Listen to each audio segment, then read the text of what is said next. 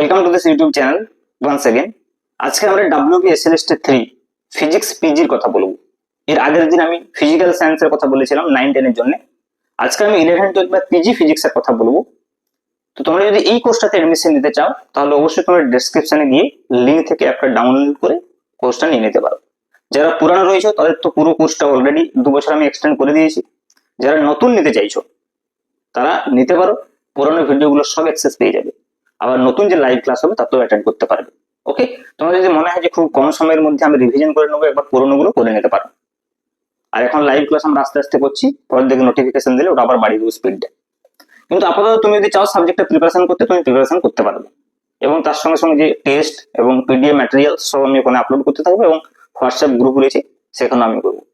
আচ্ছা, আজকে আমি একটা বিষয় তোমাদেরকে বলে দিই, এর আগের ভিডিওতে আমি বলতে ভুলে গেছি যে টাইম শিডিউলটা, যে লাইভ ক্লাসে যে টাইম শিডিউলটা আমি করেছি আপাতত, সেটা হচ্ছে 9-10 এর জন্য হচ্ছে তোমাদের সোমবার আর শুক্রবার 9টা থেকে 10টা রাত্রি, আর 11-12 এর জন্য হচ্ছে শনিবার এবং মঙ্গলবার রাত্রি 9টা থেকে 10টা।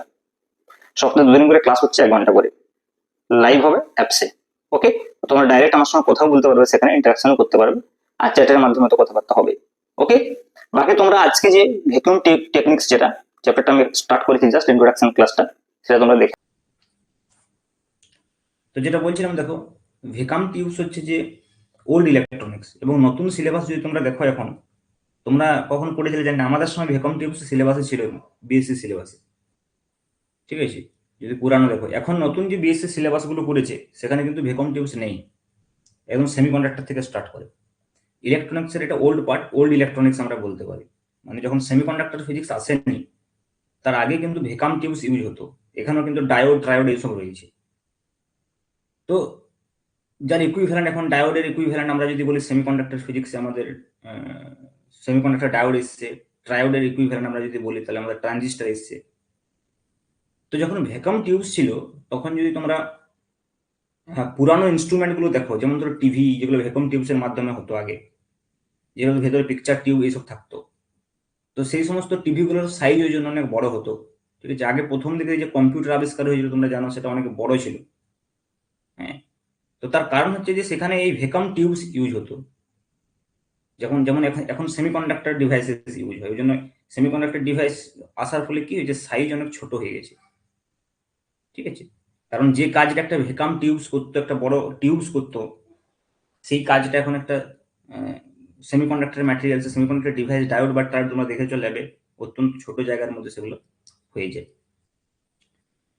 ঠিক আছে, তো ভ্যাকুয়াম টিউবসটা অ্যাকচুয়ালি আমরা বলতে পারি যে বিগিনিং অফ ইলেকট্রনিক্স। ঠিক আছে, বিগিনিং অফ ইলেকট্রনিক্স বলতে পারি। আমি বেসিক ইন্ট্রোডাকশন যদি ভ্যাকুয়াম টিউব সম্পর্কে একটু সামান্য লিখি, আমরা বলতে পারি the development of electronics,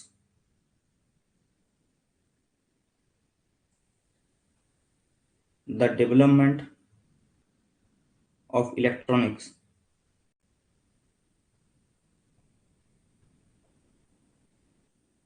began with the invention of vacuum tubes.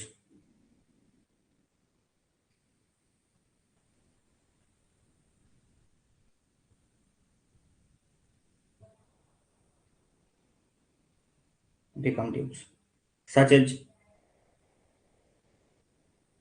diode, triode।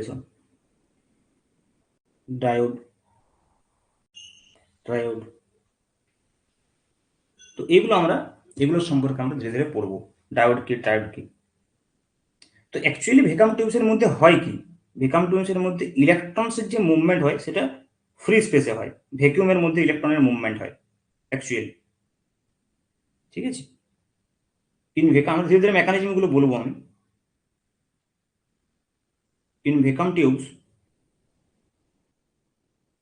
প্রথমত হচ্ছে ইলেকট্রনস মুভ থ্রু ভ্যাকুয়াম।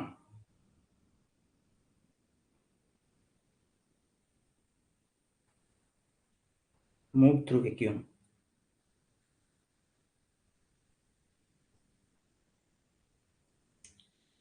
ঠিক আছে, এখানে বেসিক যে প্রিন্সিপালটার উপরে ভ্যাকুয়াম টিউবসের যে ইনস্ট্রুমেন্টগুলো তৈরি করা হয়েছে সেগুলো হচ্ছে ইলেকট্রন এমিশন। এবং ইলেকট্রন এমিশন তোমরা জানো বিভিন্ন রকমের ইলেকট্রনিক এমিশন রয়েছে, তার মধ্যে একটা special type of electron emission হচ্ছে থার্মিওনিক এমিশন। তো ভ্যাকুয়াম টিউব বেসিক্যালি থার্মিওনিক এমিশনের উপরে বেস করে আসে। এর বেসিক প্রিন্সিপাল যদি বলি তাহলে electron emission.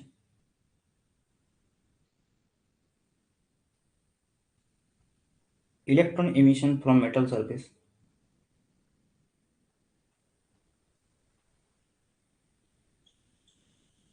is the basic principle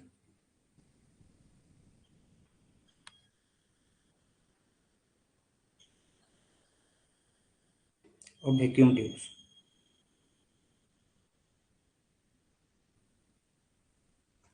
ওকে, তাহলে দেখো যখনই আমরা ইলেকট্রন এমিশনের কথা বলছি এখানে একটু বিভিন্ন ধরনের ইলেকট্রন এমিশন সম্পর্কে সামান্য একটু ডিসকাশন করে নিই, যে ইলেকট্রন এমিশন কিভাবে হয় একটা মেটাল সারফেস থেকে। তারপরে আমরা একটা পার্টিকুলার বিষয়ে আসবো, যেটা হচ্ছে যে থার্মিওনিক এমিশন। ঠিক আছে, তো আমরা ইলেকট্রন এমিশন সম্পর্কে একটু বলি।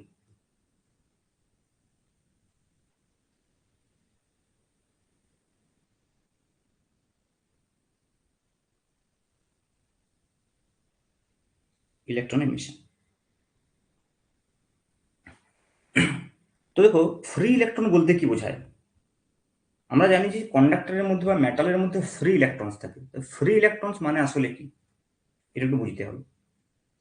তো দেখো আমরা যদি একটা মেটাল বলি, তো মেটালের মধ্যে বেসিক্যালি একটা ক্রিস্টাল স্ট্রাকচার যেটা থাকে, রেগুলার যে একটা স্ট্রাকচার থাকে, ক্রিস্টাল স্ট্রাকচার থাকে, সেখানে বেসিক্যালি কি হয়, যদি আমরা একটা অ্যারে অফ অ্যাটমস দেখাই বা আমরা একটা ক্রিস্টাল স্ট্রাকচার যদি বলি, একটা প্লেন ল্যাটিস প্লেন আমরা যদি এভাবে দেখাই ইন 3 ডাইমেনশন অবশ্যই স্পেস, তো এগুলো মনে করো এক একটা নিউক্লিয়াস, যাদের করেসপন্ডিং কি থাকবে, ইলেকট্রন থাকবে, মানে এক একটা অ্যাটম।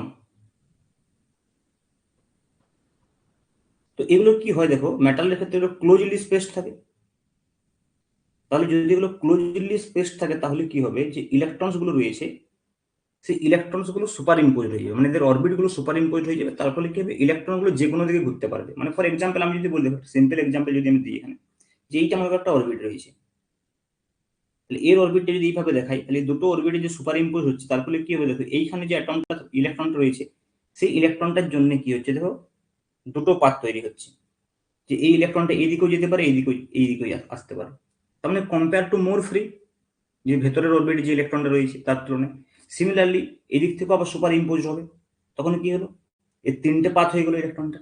তো এইভাবে ইলেকট্রনগুলো কি হয়, মানে অরবিট গুলো সুপার ইম্পোজের ফলে ইলেকট্রনস গুলো র্যান্ডামলি যেদিকে খুশি যেতে পারে, মানে ওদের কোনো একটা পার্টিকুলার অরবিট হয় না, সেগুলো কোনোগুলো অবশ্যই ভ্যালেন্স আউটার মোস্ট ইলেকট্রন যেগুলো হয় তাদের সুপার ইম্পোজ হওয়ার প্রবণতা অনেক বেশি। তো ওই জন্য আমরা সেই ইলেকট্রনগুলোকে কম্পেয়ারলি মোর ফ্রি ইলেকট্রন বলতে পারি।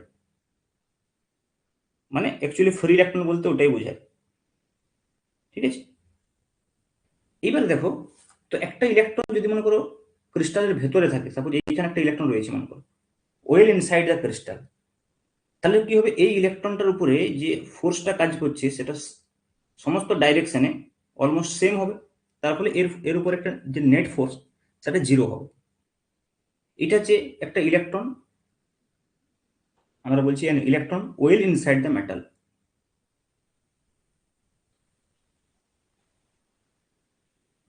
Well inside the metal.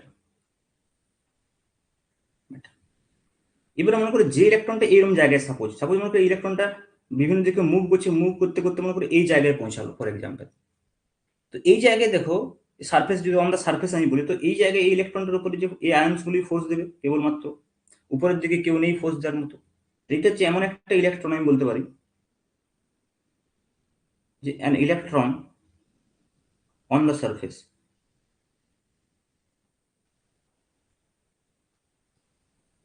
তাহলে দেখো এই ইলেকট্রনটা যতই ফ্রি হোক না কেন, এই কিন্তু ক্রিস্টাল থেকে বাইরে বেরোতে পারবে না। কারণ দেখো ক্রিস্টাল থেকে যখনই এই সারফেসে এসছে তখনই একটা ইনওয়ার্ড পুল ফিল করছে ভেতরের দিকে, যেটাকে আমরা পোটেনশিয়াল বেরিয়ার বলে থাকি। এর করসপন্ডিং যে বেরিয়ারটা সেটাকে আমরা পোটেনশিয়াল বেরিয়ার বলে থাকি। তাহলে একটা পোটেনশিয়াল বেরিয়ার ফিল করছে যার জন্য সে বাইরে যেতে পারছে না। তাহলে যদি আমরা বাইরে থেকে এনার্জি প্রোভাইড করি, সেই তার করসপন্ডিং যে এনার্জিটা সেটা যদি আমরা প্রোভাইড করতে পারি, তাহলে এই ইলেকট্রনটা এখান থেকে বেরোতে পারবে, ওই ফ্রি ইলেকট্রনটা। এবং সেই এনার্জিটা আমরা কিভাবে প্রোভাইড করছি তার উপরে ডিপেন্ড করে different kind of electron emission হয়ে থাকে। যেমন ধরো এই এনার্জিটা যদি আমরা হিটের থ্রু দিয়ে দিই তাহলে সেটা থার্মিওনিক এমিশন, যেটা আমাদের এই চ্যাপ্টারের জন্য ইম্পর্টেন্ট। যদি এটা আমরা লাইট ইনসিডেন্ট করে এই এনার্জিটা আমরা দিই, সেটাকে ফটো ইলেকট্রিক এমিশন বলা হয়, যেটা আমরা ফটো ইলেকট্রিক ইফেক্টের সময় পড়ি, ফটো এমিশন বলি। এখানে যদি আমরা একটা ইলেকট্রিক ফিল্ড অ্যাপ্লাই করি, তাহলেও ইলেকট্রনটা বাইরে যেতে পারে, তো সেটাকে আমরা ফিল্ড এমিশন বলে থাকি। সিমিলারলি এই ইলেকট্রনটাকে যদি অন্য কোনো একটা ইলেকট্রন দিয়ে আঘাত করে কাইনেটিক এনার্জির থ্রু দিয়ে ওই এনার্জিটাকে প্রোভাইড করে, তাহলে সেটাকে আমরা সেকেন্ডারি এমিশন বলে থাকি। তো মোটামুটি এই 4 ধরনের যে ইলেকট্রন এমিশন হয়, সেই ইলেকট্রন এমিশন গুলো সম্পর্কে সামান্য ধারণা থাকা দরকার। ঠিক আছে, কিন্তু আমাদের এই চ্যাপ্টারের জন্য ইম্পর্টেন্ট কিন্তু থার্মিওনিক এমিশন। ঠিক আছে, তাহলে দেখো বেসিক্যালি আমি কয়েকটা পয়েন্ট এখানে লিখে দিই, কারণ এজ এ নোট তোমাদেরকে যখন এটা শেয়ার করবো যাতে তোমরা পড়তে পারো। ইন আ মেটাল, প্রথম আমরা বলতে atoms are closely packed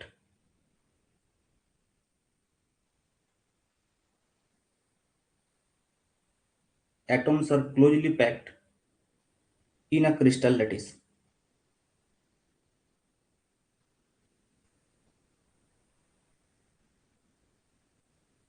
second হচ্ছে কি,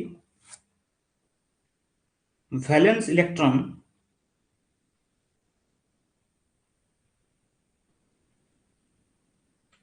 are free, valence electrons become free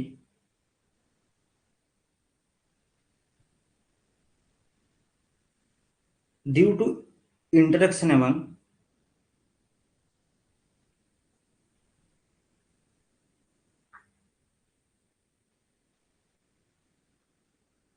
neighboring atoms.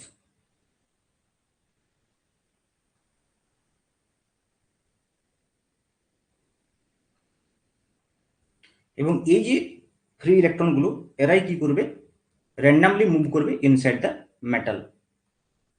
This free electrons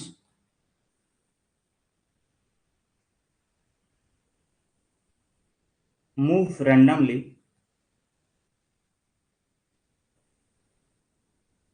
inside the metal.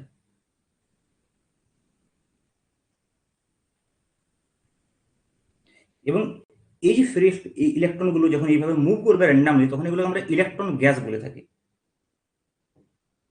These are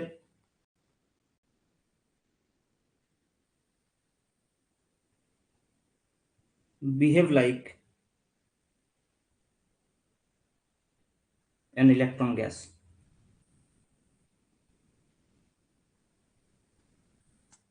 clear? এখন নর্মালি তো বেরোতে পারবে না এখান থেকে। নর্মালি কেন বেরোতে পারবে না? কারণ electrons are attracted by positive ions. Inside the metal কি হচ্ছে,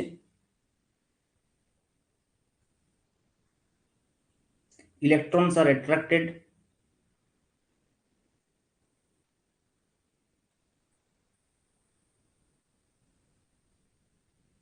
বাই পজিটিভ আয়ন্স।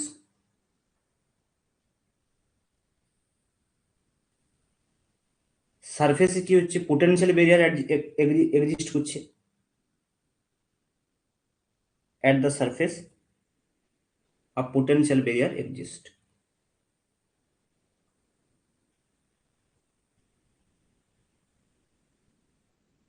এই যে ব্যারিয়ারটা, this barrier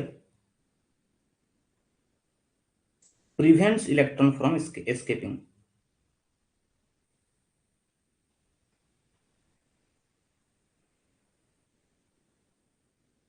From escaping. Thus, free electrons remain confined inside the metal.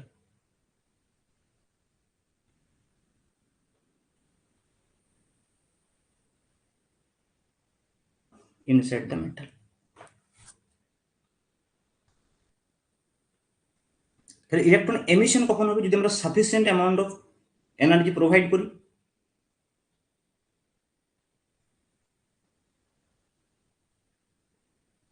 Electron emission,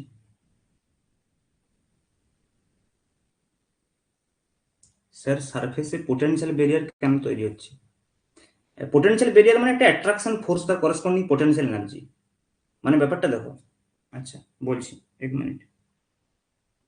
potential barrier মানে কি বেসিক্যালি দেখো, মানে মনে করো সাপোজ আমি ফর এক্সাম্পল বলছি যে এইখানে মনে করো এটা একটা মনে করো দেওয়াল রয়েছে, ওয়াল, ইটের দেওয়াল রয়েছে ফর এক্সাম্পল,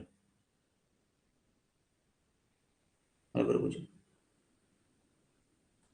এবার আমি এই দিক থেকে একটা বলকে মনে করে এবার ছুড়ে দিলাম, তাহলে এই বলটা এই পাশে পৌঁছাতে পারবে না, কারণ তার এখানে ব্যারিয়ার আছে, ব্যারিয়ার মানে বাধা, এখানে একটা ব্যারিয়ার আছে। এখন যদি মনে করো আমি বলি যে ফর এক্সাম্পল এইটা হচ্ছে এনার্জি ব্যারিয়ার,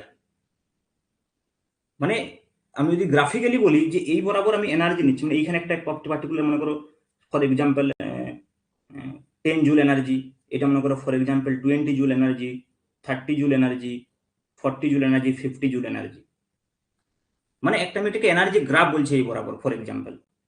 তো এই বরাবর যদি আমরা এনার্জি গ্রাফ বলি, আর এই বরাবর মনে করো একটা পার্টিকুলার স্পিড আছে, মনে করি 5 মিটার/সেকেন্ড বেগে যাচ্ছে, ভালো করে বুঝো, তাহলে এর একটা পার্টিকুলার কাইনেটিক এনার্জি থাকবে। তাহলে সেই কাইনেটিক এনার্জিটা যদি মনে করো 50 জুলের থেকে বেশি হয়, তখন আমি সেটাকে কিভাবে রিপ্রেজেন্ট করবো, এই পার্টিকেলটাকে, পার্টিকেলটা এখানে যাচ্ছে তাহলে সিম্পলি বেরিয়ে যাবে। কিন্তু তার থেকে যদি নিচে এনার্জি হয় তার করসপন্ডিং কাইনেটিক এনার্জি, তাহলে সে ওইদিকে যেতে পারবে না। তার মানে সে একটা বেরিয়ার ফিল করছে। পোটেনশিয়াল বেরিয়ার বলতে কি বোঝায়, করসপন্ডিং টু পোটেনশিয়াল এনার্জি দিয়ে আমরা যদি সেটাকে প্রকাশ করি, এটাকে আমি ফিজিক্যাল এক্সাম্পল দিলাম। এবারে মনে করো যখন একটা পার্টিকেলস, ফর এক্সাম্পল দেখো আমি যদি এইভাবে বলি যে এটা মনে করো আমার কাছে একটা কন্টেনার রয়েছে, এইখানে তুমি একটা বলকে রেখে দিয়েছো, তো এই বলটার জন্য এইটা একটা পোটেনশিয়াল, এটা একটা বেরিয়ার। তো এইটাকে আমি আমরা এনার্জির টার্মসে বলি তখন আমরা এনার্জি বেরিয়ার বলবো, পোটেনশিয়ালের টার্মসে বললে পোটেনশিয়াল বেরিয়ার বলবো। যে এইটাকে যদি আমরা এমন একটা ফোর্স দিই যাতে করে এইখানে পর্যন্ত উঠে যায়, তবে সে এইখান থেকে বেরোতে পারবে, আদারওয়াইজ এর মধ্যে বাউন্ড থাকবে, তো এইটা হয়ে গেলে এর জন্য বেরিয়ার। তো যদি পোটেনশিয়াল এনার্জির কার্ভ হয় তাহলে পোটেনশিয়াল বেরিয়ার। তাহলে যখনই কোনো একটা পার্টিকেল, চার্জ পার্টিকেল, তোমরা জানো যে অ্যাট্রাকশন ফোর্সের আন্ডারে থাকে, যদি কোনো একটা চার্জ পার্টিকেল অ্যাট্রাকশন ফোর্সের আন্ডারে থাকে, তো তার করসপন্ডিং যে এনার্জি কার্ভ সেটা নেগেটিভ দিকে হয়, পোটেনশিয়াল এনার্জি নেগেটিভ হয় অ্যাট্রাকশন ফোর্সের আন্ডারে। তাহলে আমি যদি মনে করো সাপোজ একটা ডায়াগ্রাম বানাই, ই ভার্সেস আর, এই বরাবর মনে করো U versus R potential energy, এই বরাবর মনে করো আর আছে, তাহলে তার যে করসপন্ডিং গ্রাফটা হবে সেটা নেগেটিভ দিকে যাবে অবশ্যই, এরকম টাইপের গ্রাফ হয় তোমরা জানো পোটেনশিয়াল এনার্জি। তার মানে এইটাই তার জন্য বেরিয়ার। তো এইখানে কোনো একটা পার্টিকেল আমরা বলি পার্টিকেলটা এইখানে আছে, তার মানে পার্টিকেলটা এইখানে আছে বলতে রিয়েলি পার্টিকেলটা এখানে নেই, তো পার্টিকেলটা করসপন্ডিং, পার্টিকেলটা যেখানে আছে সেখানের জন্য তার করসপন্ডিং পোটেনশিয়াল এনার্জি এটা। তার মানে তাকে যদি এর থেকে বেশি পোটেনশিয়াল এনার্জি দেওয়া হয় তাহলে সে এদিকে বেরিয়ে যাবে। তাহলে পোটেনশিয়াল এনার্জিটা কার আন্ডারে থাকে, ফোর্সের আন্ডারে। পোটেনশিয়াল এনার্জি উইদাউট ফোর্স তো পোটেনশিয়াল এনার্জি কোনো এক্সিস্টেন্স আছে কি? Potential is always exist under force field এবং কনজারভেটিভ ফোর্স ফিল্ড। তার মানে ওইখানে একটা ইলেকট্রোস্ট্যাটিক ফোর্স এর উপরে কাজ করছে, এই অবস্থা অ্যাট্রাকশন ফোর্স। তাহলে যখন এই ইলেকট্রোস্ট্যাটিক অ্যাট্রাকশন ফোর্সটা কাজ করছে তাহলে কি হবে, তার করসপন্ডিং একটা পোটেনশিয়াল এনার্জি হবে, মানে পোটেনশিয়াল ওয়েল তৈরি হবে। তো সেই পোটেনশিয়াল ওয়েলের একটা বেরিয়ার হবে অবশ্যই তখন। তার মানে মেন কথা হচ্ছে আমরা এটা ফিজিক্সের ল্যাঙ্গুয়েজের টেকনিক্যাল টার্ম যেটাকে আমরা পোটেনশিয়াল বেরিয়ার বলছি, সেটাকে সহজ ভাষায় যদি আমরা বলি, তার ব্যাপারটা হচ্ছে এটাই যে এইখানে যে ইলেকট্রনটা আছে সেই ইলেকট্রনটার উপরে যে ফোর্স অফ অ্যাট্রাকশনটা দিচ্ছে, তো এই ফোর্স অফ অ্যাট্রাকশনটাকে কাটিয়ে উঠতে গেলে আমাকে এখান কাটিয়ে উঠতে পারলে ইলেকট্রনটাকে আমি ওখান থেকে বের করতে পারবো। তার মানে ফর এক্সাম্পল আমি যদি এইভাবে বলি যে মনে করো এখানে একটা ফোর্স আছে, ফর এক্সাম্পল আমি কিছু একটা ভ্যালু নিচ্ছি, মনে করো suppose for example 20 Newton force একে অ্যাট্রাক্ট করছে, অনেক বেশি হবে আমি ফর এক্সাম্পল বলছি, কারণ ইলেকট্রোস্ট্যাটিক ফোর্স তোমরা জানো যে অনেক হাই ম্যাগনিটিউড। তো ফর এক্সাম্পল আমি যদি বলি যে 20 নিউটন ফোর্স আছে, তাহলে আমাকে এর উল্টো দিকে এইদিকে আমাকে যদি 20 নিউটন ফোর্স দিয়ে পুল করতে পারি বা তার থেকে বেশি ফোর্স দিয়ে পুল করতে পারি তাহলে এর বাইরে বেরোবে। তার মানে কি এই যে করসপন্ডিং 20 নিউটন অ্যাট্রাকশন ফোর্স হয়েছে তার করসপন্ডিং যে পোটেনশিয়াল এনার্জি হবে, তো সেই পোটেনশিয়াল এনার্জিটাই পোটেনশিয়াল বেরিয়ার। বোঝা গেল বিষয়টা? তো পোটেনশিয়াল বেরিয়ার আমরা বোঝাই যেভাবে কোয়ান্টাম মেকানিক্সে ইউজ হয় অনেক সময়। পোটেনশিয়াল এরিয়ার আমরা পোটেনশিয়াল বেরিয়ার আমরা যেটা বলতে চাই বা বোঝাই সেটা হচ্ছে একটা graphical term in terms of energy. একটা ওয়েল তৈরি হয় এবং সেখানে আমরা একটা বেরিয়ারের কথা বলি, ঠিক আছে?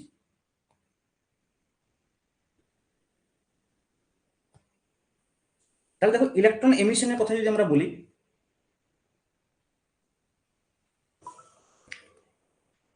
তাহলে ইলেকট্রন এমিশন কখন হবে? যদি আমরা sufficient amount of energy provide করতে পারি। If sufficient external energy is supplied,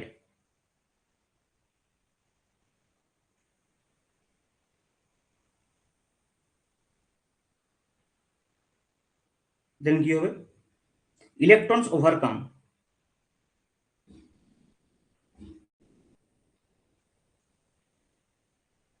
the surface barrier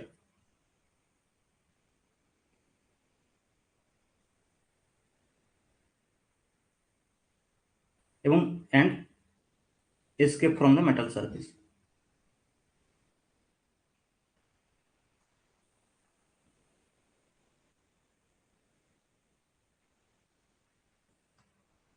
definition आकारे लिखी from the metal surface. This process is called electron emission.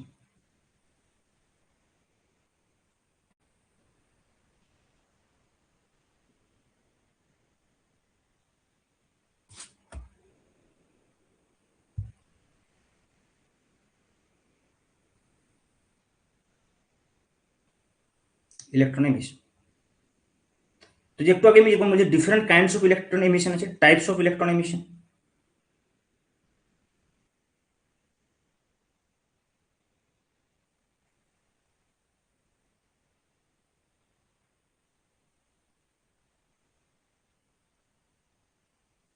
Number 1 হচ্ছে থার্মিওনিক এমিশন। আমি হলো একটু সরাসরি লিখে দিচ্ছি, পরে থার্মিওনিক এমিশনটা তো আমরা ডিটেলসে ডিসকাশন করবই, বাকিগুলো তো আমাদের এখানে ইন্টারেস্টের বিষয় নয়, কিন্তু জানা উচিত। থার্মিওনিক এমিশন কি? when the energy supplied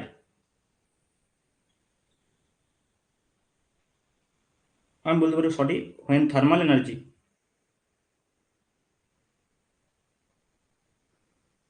is supplied to a metal,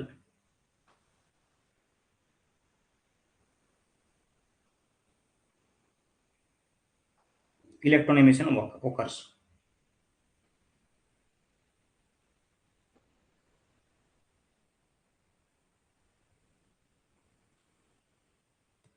number 2 की photoelectric emission।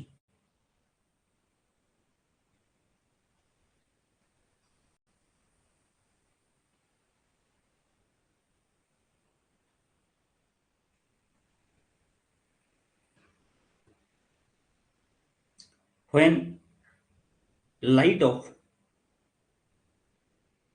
sufficiently high frequency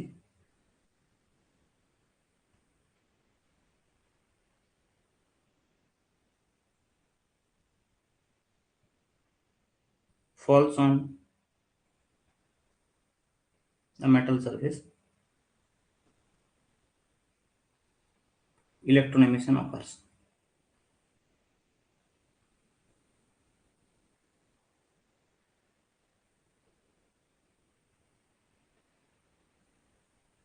number 3 হচ্ছে field emission।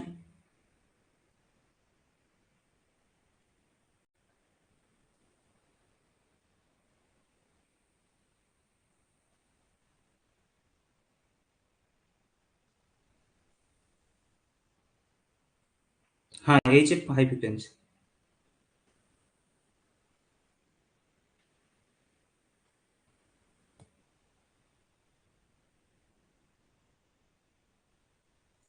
when a very strong electric field applied, electric field দিলে কি করে হচ্ছে বুঝতে পারছো তো? মানে মনে করো একটা মেটাল সারফেস রয়েছে, মেটাল সারফেসের মধ্যে ইলেকট্রন রয়েছে, সারফেসের উপরে ইলেকট্রন রয়েছে। তো আমি যদি এখানে একটা ইলেকট্রিক ফিল্ড অ্যাপ্লাই করি, এদিকে মনে করো পজিটিভ, এদিকে নেগেটিভ দিয়ে, হাই ইলেকট্রিক ফিল্ড হলে ইলেকট্রনটাকে পুল করবে, তারপর ইলেকট্রনটা দিকে বেরিয়ে যাবে। Almost 10⁶ volt per metre to 10⁹ volt per metre এরকম লেভেলে যদি আমরা ইলেকট্রিক ফিল্ড অ্যাপ্লাই করি, তাহলে সাধারণত দেখা যায় যে এসকেপ হচ্ছে। when a very strong electric field is applied,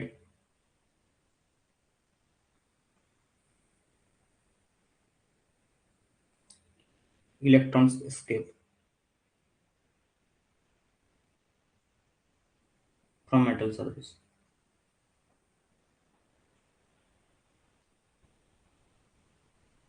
and number 4 secondary emission.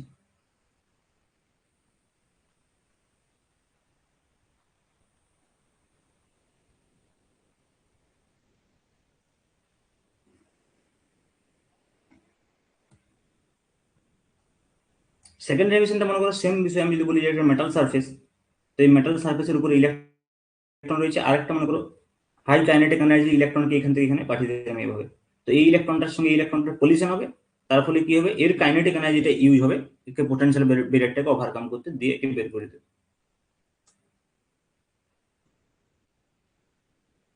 So when high speed electrons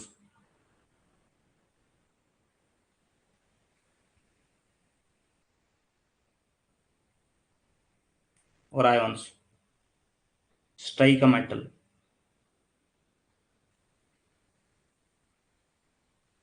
secondary electrons are emitted.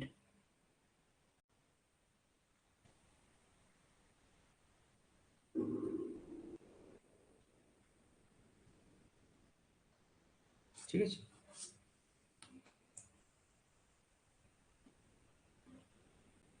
Next দেখো আমরা যেটা এখানে একটু ডিটেলস পড়বো সেটা হচ্ছে থার্মিওনিক এমিশন, যেটা আমাদের খুব ইম্পর্টেন্ট এই চ্যাপ্টারের জন্য, ভিকাম টেকনিক্সটাকে বোঝার জন্য। থার্মিওনিক emission,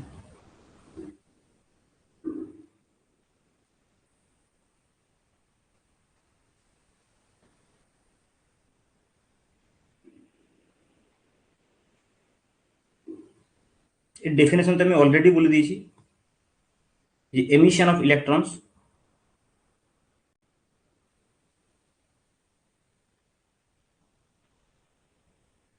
from a heated metal surface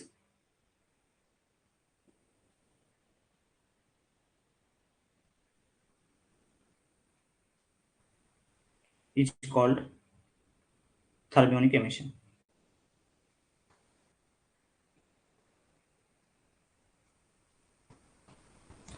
এখন দেখো যদি আমি এর পোটেনশিয়াল ব্যারিয়ারটাকে এইভাবে দেখাই, for example energy versus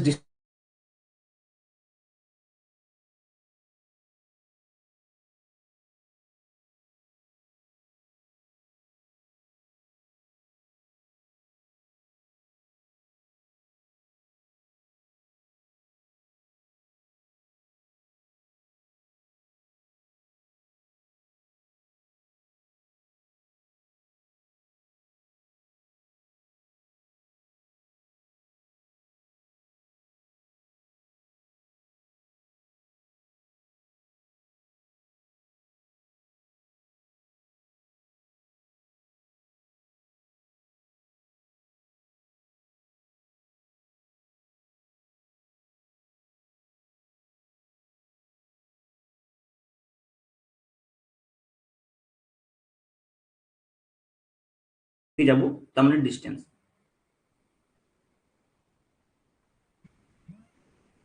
sound নেই, অন্তরা বলছে সাউন্ড নেই, সত্যি কি তাই?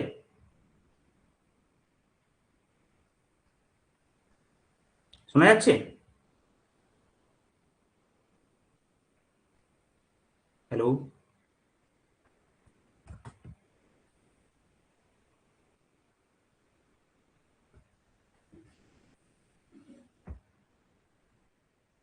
ওকে ঠিক, ওর নেটওয়ার্ক ডিস্টার্ব হতে পারে, হ্যাঁ ঠিক আছে। দেখো যেটা আমি বলছিলাম, ওকে ওকে, দেখো যেটা আমি বলছিলাম যে যদি আমরা এনার্জি ভার্সেস ডিস্টেন্স একটা গ্রাফ ড্র করি, ঠিক আছে, একটা রেফারেন্স পয়েন্ট থেকে আমরা যত সারফেসের দিকে যাব, হ্যাঁ বলে দিচ্ছি।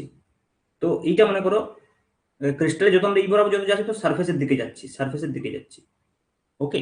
আর সেই বরাবর করেসপন্ডিং এনার্জি। এখন যদি মনে করো এই যে একটা এনার্জি লেভেল বলি, ফর এক্সাম্পল এই যে একটা এনার্জি লেভেল বলি, এই যে একটা এনার্জি লেভেল বলি, এই যে একটা এনার্জি লেভেল বলি, ফর এক্সাম্পল, এবং এইখানে যে ম্যাক্সিমাম এনার্জি এখানে অব্দি গেছে, যেটা যেটা অ্যাকচুয়ালি ব্যারিয়ার এনার্জি, সেটাকে আমি E0 বলছি। তার মানে ইলেকট্রনের এনার্জিগুলো যদি এই E0 থেকে বেশি হয় তাহলে তারা মেটাল সারফেস থেকে বাইরে যাবে। আচ্ছা আমাকে বলো, যদি এই স্টেটে মনে করো সাপোজ এই স্টেটে যতগুলো ইলেকট্রন থাকার কথা রয়েছে, এই স্টেটে যতগুলো ইলেকট্রন থাকার কথা রয়েছে, এই স্টেটে যতগুলো ইলেকট্রন থাকার কথা রয়েছে, এবং এটি যে ম্যাক্সিমাম যে পসিবল যে এনার্জি স্টেট, মানে ম্যাক্সিমাম এমন একটা এনার্জি স্টেট আমি যদি বলি যে এনার্জি স্টেটে সমস্ত পুরো স্টেটটাই ফুল আছে ইলেকট্রনে এবং তার নিচের প্রত্যেকটা স্টেটে ফিল আছে এবং এর উপরের প্রত্যেকটা স্টেটে খালি আছে, তাহলে এই এনার্জিটাকে আমরা কি বলি? এমন একটা এনার্জি স্টেট, ভালো করে বুঝুন, এমন একটা এনার্জি স্টেট যে এনার্জি স্টেটের নিচে যতগুলো স্টেট আছে সব ফুল আছে আর যার উপরে যতগুলো স্টেট আছে সব খালি আছে। তাহলে এই যে এনার্জি স্টেটটা, এই এনার্জি স্টেটটাকে কি বলা হয়? At 0 kelvin temperature, this is known as Fermi energy, EF. তার মানে আমরা বলতে পারি যে এই মেটাল সারফেসটা থেকে ইলেকট্রনকে বের করতে গেলে আমাদের এক্সট্রা কতটা এনার্জি দরকার? এইখানে অব্দি তো ইলেকট্রন অলরেডি উঠে আছে, মিনিমাম কতটা এনার্জি রিকোয়ার্ড? সেটা হচ্ছে যে this energy gap and that is E0 minus EF. Clear? হ্যাঁ, ফার্মি এনার্জি। তো এই যে ডিফারেন্সটা E0 মাইনাস EF, এটাকে আমরা কি বলি? Work function. যে মিনিমাম এনার্জিটা রিকোয়ার্ড হয় ইলেকট্রনটাকে বাইরে বের করতে। তো ইলেকট্রন তো অলরেডি ফার্মি এনার্জি স্টেট অবধি আছেই, তার উপরের স্টেটগুলো ফাঁকা, তার নিচের স্তরগুলো সব ভর্তি। তাহলে ফার্মি এনার্জি স্টেট থেকে যদি আমরা ইলেকট্রনটাকে বাইরে নিয়ে যেতে চাই তাহলে আমার যে এনার্জিটা রিকোয়ার্ড হচ্ছে সেটাই মিনিমাম এনার্জি রিকোয়ার্ড, এবং সেটাই কি? সেটাই হচ্ছে যে ওয়ার্ক ফাংশন। তাহলে দেখো আমরা এখানে দুটো বিষয় ধারণা পাচ্ছি, একটা হচ্ছে কি ফার্মি এনার্জি স্টেট, আর একটা হচ্ছে যে কি work function. So corresponding to electron emission, এই দুটো টার্ম কিন্তু ইম্পর্টেন্ট। সেটা কিন্তু শুধুমাত্র থার্মিওনিক এমিশনের ক্ষেত্রে যে এমনটা নয়, সব ক্ষেত্রে এই বিষয়টা থাকবে, এই দুটো টার্ম ইলেকট্রন এমিশনের ক্ষেত্রে। ওকে, তাহলে আমরা বলতে পারি যে at absolute zero,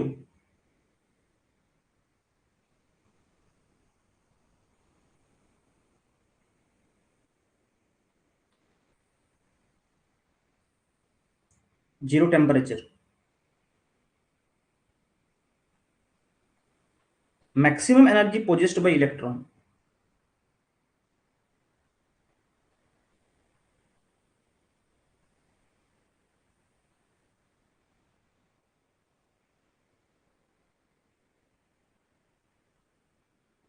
is called Fermi energy.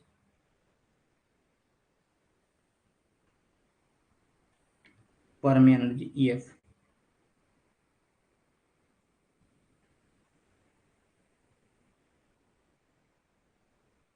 এখানে একটা মেন ইম্পর্টেন্ট বিষয় বলে দেওয়া উচিত যে all state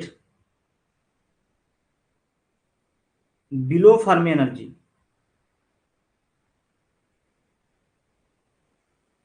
level are filled and above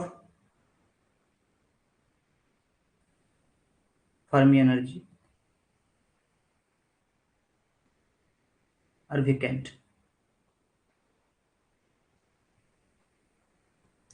clear? তাহলে সঙ্গে সঙ্গে আমরা করেসপন্ডিং টু একটা টার্ম পাবো যেটা হচ্ছে ওয়ার্ক ফাংশন। তাহলে ইফ E0 মনে করো আমরা যদি বলি যে surface barrier energy,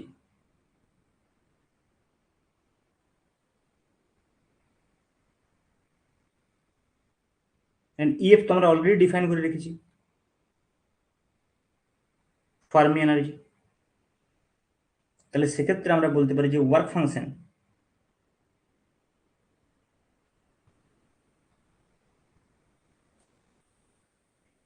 phi equal to, phi দিয়ে প্রকাশ করছি, চলো আমরা ডাইরেক্ট এইভাবে লিখি, work function equal to E0 minus EF, phi দিয়ে পোটেনশিয়াল আমরা রিপ্রেজেন্ট করব। ঠিক আছে?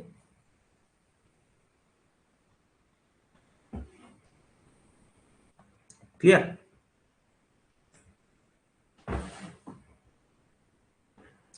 তাহলে একটা মেটালের ওয়ার্ক ফাংশন যদি মনে করে মানে এনার্জিটা, এটা এটা আমরা in terms of E0 minus EF বলছি।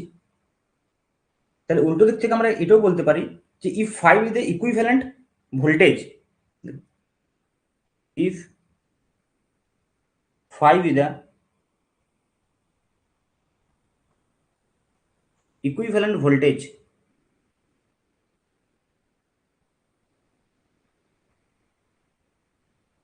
টু ওয়ার্ক ফাংশন, তাহলে আমরা বলতে পারি যে E zero minus E F সমান হচ্ছে ই phi.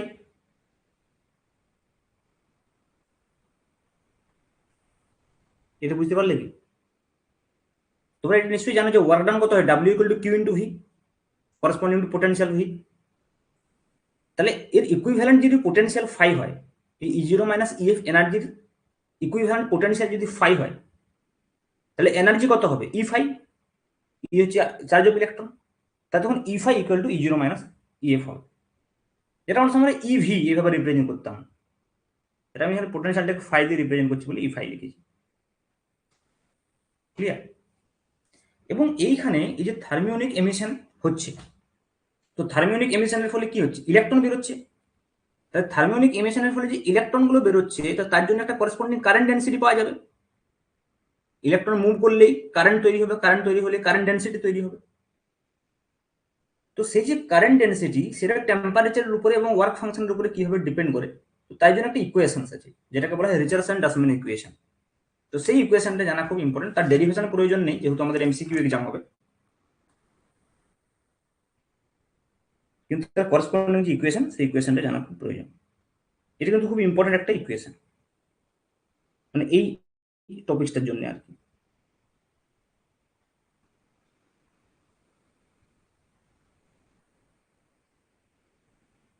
ডাসম্যান equation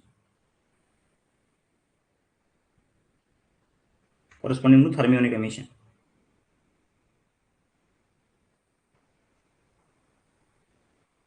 In terms of current density আমরা লিখি,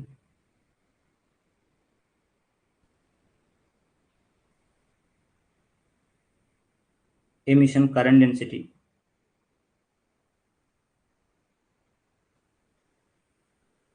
is given by J equal to AT square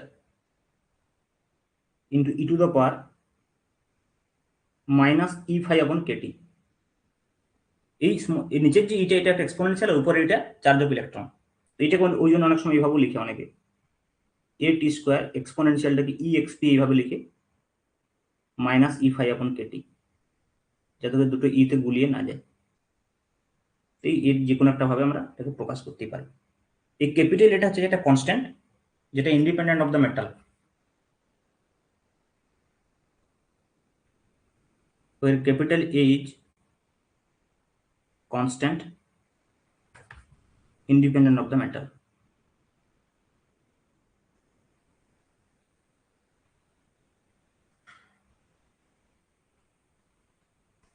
capital T তো বুঝতে পারছো, কেলভিন টেম্পারেচার।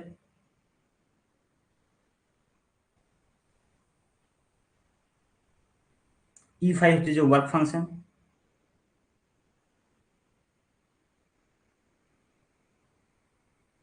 এবং কে হচ্ছে যে বোলজম্যান কনস্ট্যান্ট।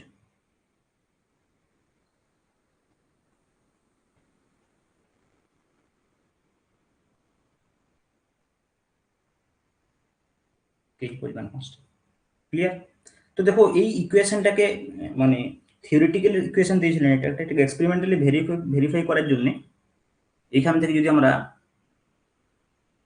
লগ নিই, তাহলে কি বলে ln j equal to ln a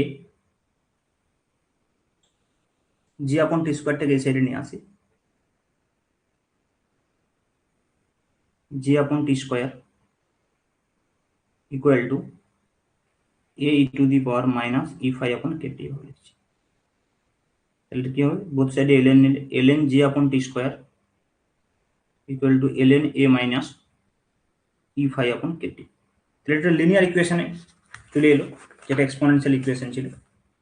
তো এই যে লিনিয়ার ইকুয়েশনটা এসছে, এটা যদি আমি ইকুয়েশন নাম্বার 1 বলি, এটাকে আমি ইকুয়েশন নাম্বার 2 বলছি, তাহলে এখান থেকে আমরা একটা গ্রাফ ড্র করতে পারবো।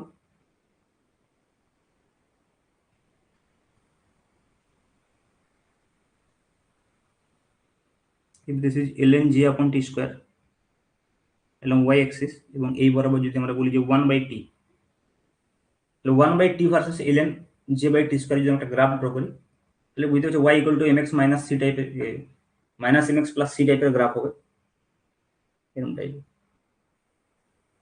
ঠিক আছে, তো এইখান থেকে এই যে স্লোপটা, স্লোপ মাইনাস ই ফাই আপন কেটি, এই গ্রাফটা যে স্লোপ মাইনাস ই ফাই আপন কেটি, তো এই গ্রাফটা যদি আমরা এইখান থেকে দেখি থিওরিটিক্যালি এর স্লোপটা মাইনাস ই ফাই আপন কেটি, এবং এক্সপেরিমেন্ট যদি করে এই গ্রাফটা ড্র করি, যে দুটো স্লোপকে যদি ম্যাচ করা হয়, এক্সপেরিমেন্টাল গ্রাফ আর থিওরিটিক্যাল গ্রাফ যদি মিলে যায়, তাহলে এটা এক্সপেরিমেন্টালি ভেরিফাইড, এবং দেখা যায় এটা মিলে গেছে। ঠিক আছে, তাহলে এইটুকু বিষয় তোমাকে থার্মিওনিক এমিশনের যে বেসিক ইন্ট্রোডাকশন, সেই বেসিক ইন্ট্রোডাকশন সম্পর্কে জানতে হবে। এরপর আমরা থার্মিওনিক এমিশনের উপর বেস করে যে ডিভাইসগুলো তৈরি হয়, যেমন ডায়োড ভাল্ব বা ট্রায়োড ভাল্ব, সেগুলো সম্পর্কে পড়ব। ঠিক আছে, তো এটা আমি নেক্সট ক্লাসে পড়াবো। আজকে বাস বেসিক ইন্ট্রোডাকশনটা বললাম, থার্মিওনিক ইলেকট্রন এমিশন কি এবং থার্মিওনিক এমিশন কি, এবং থার্মিওনিক এমিশনের যে করসপন্ডিং রিচার্ডসন ডাসম্যান ইকুয়েশন।